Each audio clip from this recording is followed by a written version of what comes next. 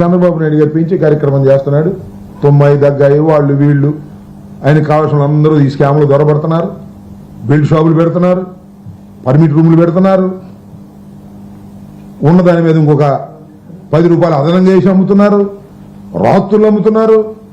దాన్ని దుంపలేగా మన స్విగ్గీ అని ఉంటుంది కదా, ఫుడ్ కావాల్సి వస్తే ఏదైనా ఇంట్లో ఆడవాళ్ళు వండుకోకపోతే ఇమీడియట్ గా ఫోన్ చేస్తే స్విగ్గీ నుంచి ఫుడ్ వస్తుంది పలానా హోటల్ నుంచి.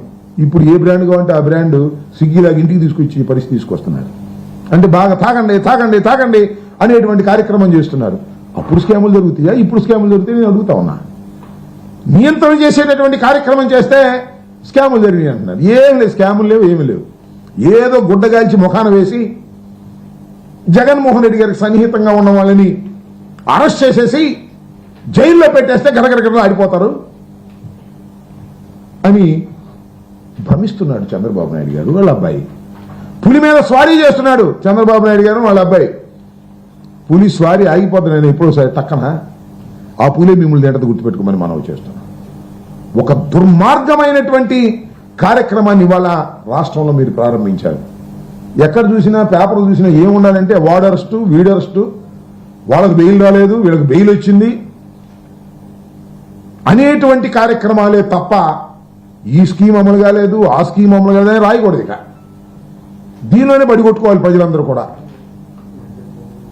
ధనంజయ రెడ్డి గారిని అరెస్ట్ చేశారు, కాకాని గోవర్ధన్ రెడ్డి గారికి బెయిల్ రాలేదు, వంశీ జైల్లో ఉన్నాడు, ఐజీ అయినటువంటి పిఎస్ఆర్ ఆంజనేయులు ఇంకా బెయిల్ రాలేదు. ఈ కార్యక్రమాలు తప్ప ఈ అమ్మఒడి రాలేదు, రైతు భరోసా రాలేదు, ఇవి ఉండకూడదు. ఇవి ఉంటే ఆయనకి ఇబ్బంది. అందువల్ల టర్న్ చేసి పారేస్తున్నాడు. అన్ని ఇలాంటి దుర్మార్గమైన కార్యక్రమాలకు పాల్పడి అనేకమైనటువంటి కేసులు పెడతాయి. ఎన్ని కేసులు నీ దుంపదగ నాకు అర్థం కాల. భారతదేశానికి స్వాతంత్రం వచ్చిన తర్వాత ఇంతమంది మీద బహుశా బ్రిటిష్ వాడు కూడా కేసు పెట్టున్నాడు. మన పరిపాలించినటువంటి బ్రిటిష్ ఎంపైర్లో ఉన్న వాళ్ళు కూడా ఇన్ని కేసులు పెట్టలా, అన్ని కేసులు పెడుతున్నారు. మాట్లాడితే కేసు, ఈ కేసులో బెయిల్ వస్తే ఇంకో కేసు పెడతారు. ఎమ్మటే బెయిల్ పూచీకత్తులు సమర్పించక ముందే మరొక కేసు పెడతారు. దానిలో మళ్ళీ పీటీ వారెంట్ పెట్టి రిమాండ్ పెట్టమంటారు. You're managing all these things. Police వ్యవస్థను గుప్పిట్లో పెట్టుకొని ఇలాంటి దుర్మార్గమైనటువంటి కార్యక్రమాలు ఇవాళ చేస్తున్నారు.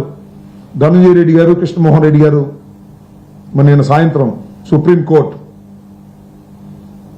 బెయిల్ ఇవ్వడానికి నిరాకరించింది.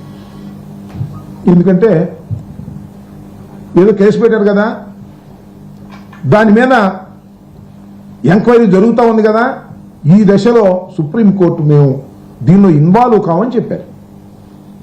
ఇంకా గత్యంతరం ఉంది. సుప్రీంకోర్టులో కూడా యాంటిసిపేటరీ బెయిల్ రానప్పుడు అరెస్టుకు సిద్ధపడ్డారు, అరెస్ట్ అయ్యారు. ఇక్కడ గమనించాల్సింది కూడా ఒక అంశం ఉంది. ఇలా రిలీఫ్ ఇవ్వకపోయినా బెంచ్ మీద కొన్ని మాటలు మాట్లాడారు సుప్రీంకోర్టు. ఇది నేను చెప్తున్నది కాదు, పత్రికల్లో వచ్చాయి. ఇదేదో రాజకీయ ప్రేరితమైనటువంటి కేసులాగానే ఉంది. అలాంటి అనుమానాలు దీనిలో కలుగుతూ ఉన్నాయి.